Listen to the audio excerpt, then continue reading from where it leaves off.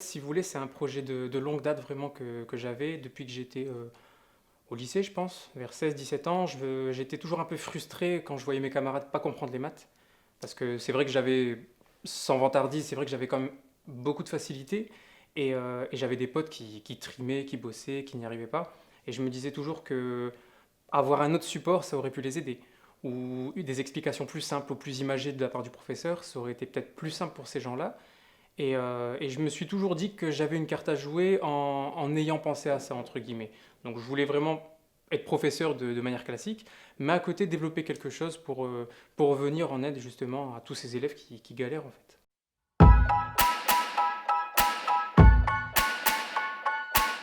Comme le confinement a été brutal, on n'était pas préparé, donc toute la France, si vous voulez, se ruait sur le site du collège ou le site du lycée, ce qu'on appelle le NT.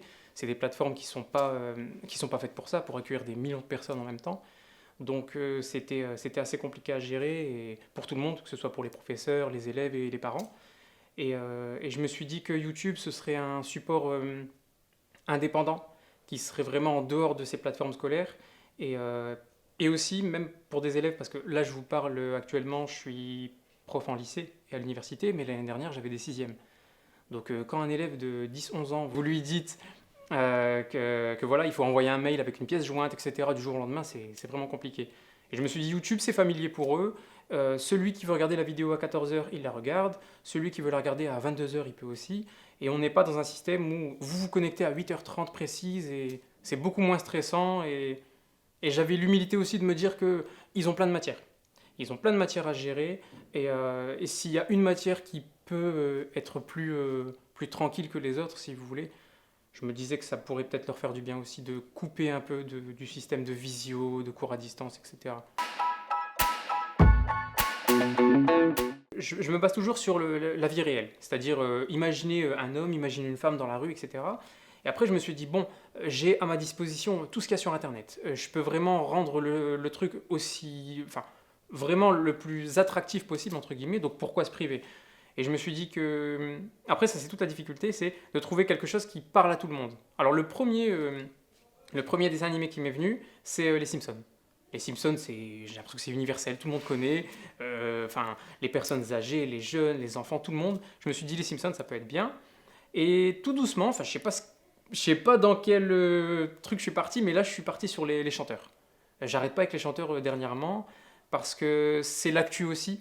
Je me dis, il y en a un qui va sortir un album, je peux faire une vidéo sur lui, avec le rap essentiellement. Et la fraction qui correspond à Maes, elle est de 3/8.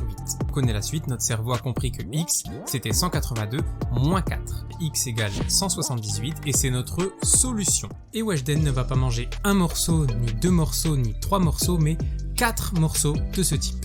On dit qu'elle a mangé 4 dixièmes de pizza. Et c'est super de se dire, bon ben, on sait jamais si même si le rappeur tombait sur cette vidéo-là, ce serait super d'avoir un petit clin d'œil de sa part. Donc j'essaie de toucher un peu à tout. C'est vrai que souvent c'est les séries, les dessins animés et la musique surtout. Alors on est parti de la primaire, donc vraiment le niveau le plus bas, je pense ouais ça devait être la primaire, et je suis parti jusqu'au niveau master. Alors niveau master, bac+5, c'est pour essentiellement pour ceux qui préparent le concours de professeur. Ironie du sort, c'est ceux qui sont le plus assidus dans les vidéos, c'est ça qui est incroyable. Je regardais quand je m'auto-formais des vidéos sur ça, et il y avait des youtubeurs qui disaient faites attention, parce que vous avez des vidéos qui vont être faites, vous allez passer des heures sur des vidéos en pensant que le succès va être à la clé. Il y a des vidéos que vous allez limite bâcler en vous disant ça marchera jamais, et c'est totalement l'inverse. Et c'est vrai que c'est ce public-là de personnes qui ont 22, 23, 25, 30 ans des fois, qui préparent un concours. Je me disais, bon, ils ont autre chose à faire que de regarder des vidéos. Moi, je visais plutôt les collégiens, etc. Et ben, enfin, nous, on a les stats, c'est vrai, sur YouTube, on a vraiment un détail sur l'audience. Et ils sont vraiment, vraiment à fond, hein. Ils sont vraiment à fond. Et après, ça se comprend aussi parce qu'ils préparent un concours.